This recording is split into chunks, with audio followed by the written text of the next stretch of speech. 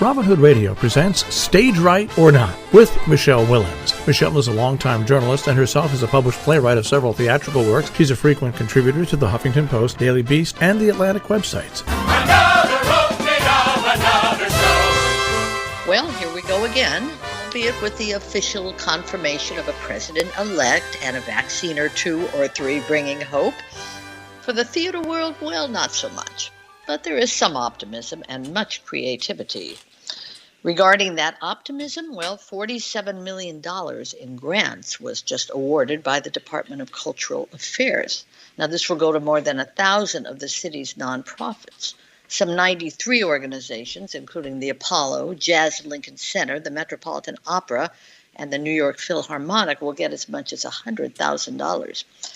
Equally, if not more important, some 600 entities in low-income areas, and those most affected by the pandemic, by the way, will receive necessary support.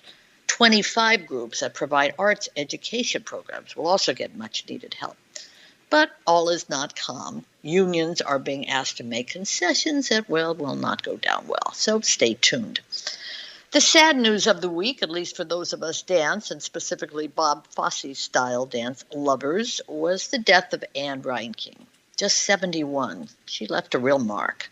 In Chicago, all that jazz, the otherwise forgettable movie version of Annie, and so much more. Yes, she'll always be associated with the choreographer who supposedly left Gwen Verdon for her, but she was a powerhouse of a stage presence, and she will be missed.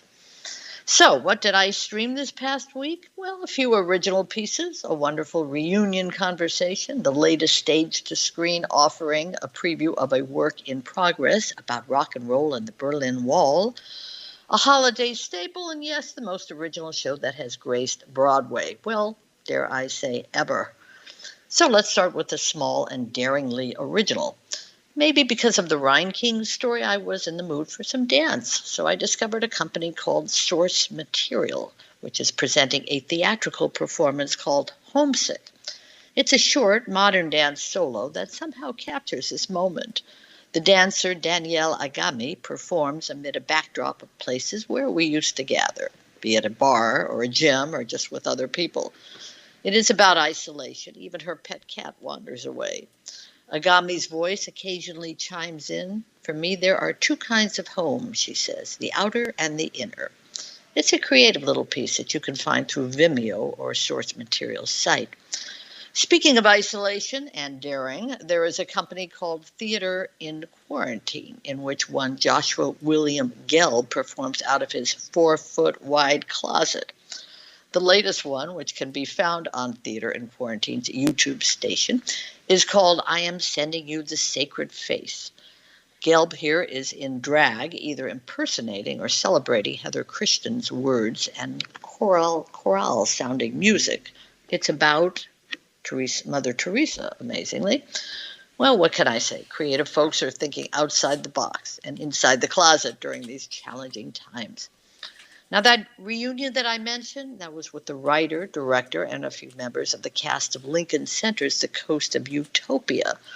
Those were Tom Stoppard's 2007 trio of plays about famous Russian intellectuals. I loved all three, even though I probably understood about a third of it. Here we listen to Stoppard, who zooms in from London. He didn't know he'd be writing three of them until the first was being staged, he told us. As well as director Jack O'Brien and actors Ethan Hawke, Billy Crudup, Jennifer Eel, and Martha Plimpton. I happily watched those shows for 8 hours years ago and could have sat listening to its makers reminisce about that long. As O'Brien said, off we went, all committing to a year of time, not a slam-dunk career-making move. It's not often that American actors are asked to be part of a company, added Ethan Hawke, and this became that. The text required something beyond most of us, but it landed like a meteor, said Billy Crudup. They also showed scenes from the production and recalled the night when one of the cast, Stoppard regular Richard Easton, literally dropped dead on stage. Well, amazingly, that story had a happy ending, at least for a while. What's fun with roundtables is learning about and appreciating the process of getting a show, any show, on a stage. Which brings me to Radio 930, which has been in process several years and continues to move forward. This pause may actually turn out to be a boom for projects like that, more time to work out kinks and so on. I was invited to get updated via Zoom, of course, and to hear some of the show's original words and music.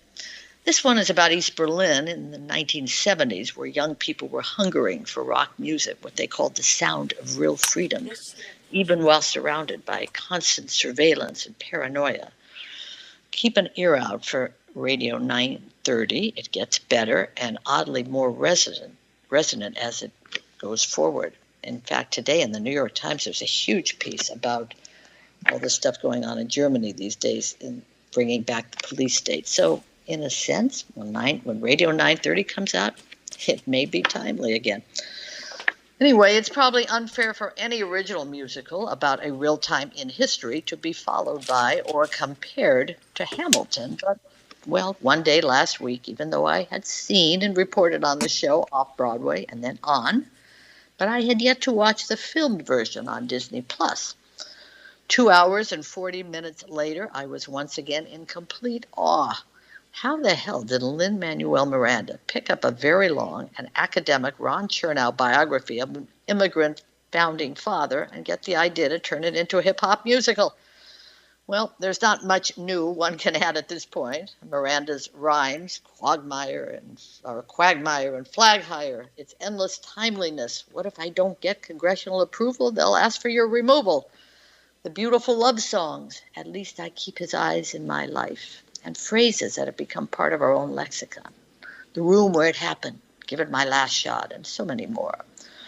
All that aside, the beauty of this filmed version is that we are watching the play, but the multiple cameras allow us close-ups and reactions we simply can't see no matter where we are sitting in a live theater. Well, that was gift enough for me, but holiday-wise, the Christmas Carol I tuned into was Primary Stages, starring Raul Esparza, as you know who. Well, I don't say bah humbug, but this one didn't really transport me. Maybe it was my mood. The 7 or 8 actors are fine in their little squares, and when Scrooge finally smiles an hour 15 in, it rises a bit. It's up till tomorrow, the 22nd, but I'd still recommend the one in which Jefferson Mays plays all the characters. That can be found through George Street Theater and the Geffen Stayhouse. You can also get a seat, so to speak, for the Old Vics version through Thursday. Dickens from London makes a lot of sense. As for what's new coming this week, the Public Theater is presenting part 1 of 1,000 Ways, a phone call. All I know is once you sign up, you'll be given a number to call at a specific time. From then on, well, I guess you're part of the show. In the Zoom theatrical world these days, the current term, by the way, is betweenness. That's one word, betweenness. This public theater piece combines immersion with, well, a touch of betweenness. By the way, I'm credited with coining the term tweens. Gosh, why didn't I stretch that out at this time and think of that one? Yet another Hershey-Felder musical memoir is on tap, this one about Tchaikovsky.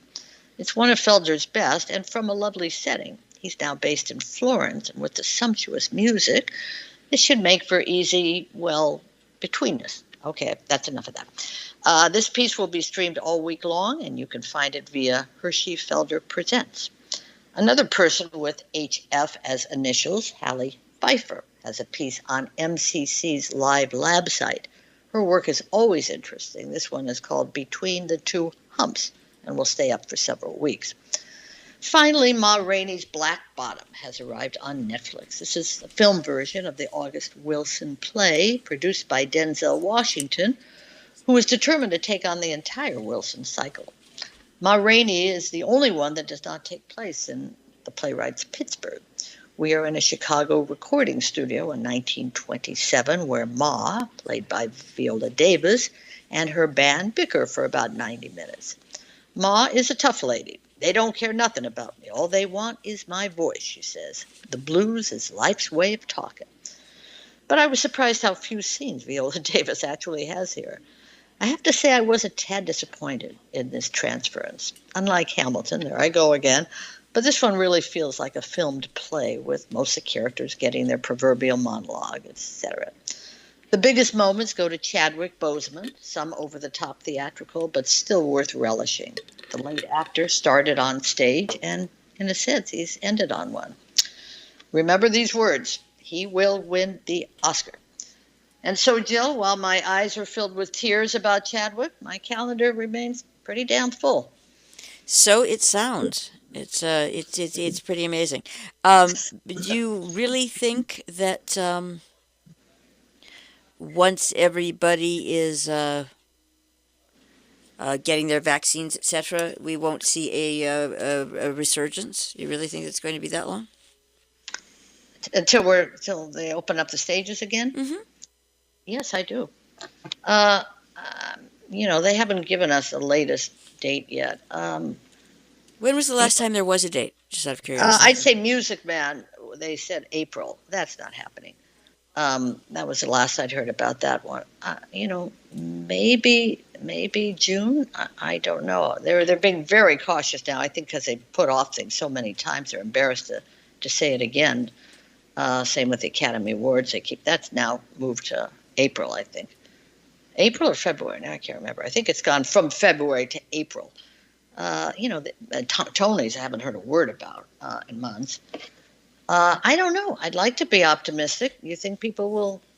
In your area, they seem to do it. I'm not sure. I do know that, and I bang on about this all the time, but there are other places that are, quite open. We just had some another show contributor go down to Florida, and she was absolutely shocked how lively it was. Yeah, I read about Florida, but I know that Florida is not New York. No, but and I'm not sure they're inside theaters, are they? And even if they are, it's it's social distancing. But it's also 70 some odd degrees. You've got. Well, that's the thing. You can do it outside, right? And the same. There's a whole California. Currently, I don't want to call it a transference to Texas. Because California is just totally. Everybody's moving out of California. Well, whether or not whether or not I'm not trying to make permanent statements. I'm just trying to say, hey, in the meantime, does anyone want to do anything like that, or is anything actually going on out there? Because it is viable. Yeah. I mean, people are. Yeah, right now nothing's happening in California except locking down. But once we get past the winter, I don't know. I'd like to stay optimistic too. But I would say there have been no announcements of any new or recurring shows coming back yet. Right. No, I was just wondering if you were hearing anything. Not a word. Not a word. So on that, let's get through the next few months. Hey, listen, I remember when they closed it down the first time, March 15th, and I remember calling you on the phone and saying, well, I guess you're not going to need me for, a year. And you said, what are you talking about? You've got a slot, you fill it. And who knew that there'd be, at that point, we didn't know that these companies would be stepping up and offering their archives and new original stuff. And, so it surprised me too, but hell, I've got an awful lot to watch. But yeah, would I rather be doing it with other people around and with actors, responding to the audience? Of course, that's one of the things they talked about with the Coast of Utopia crowd. How they miss doing it with an audience, and it's just not the same. Stage Right or Not with Michele Willens, produced in the studios of Robin Hood Radio, robinhoodradio.com.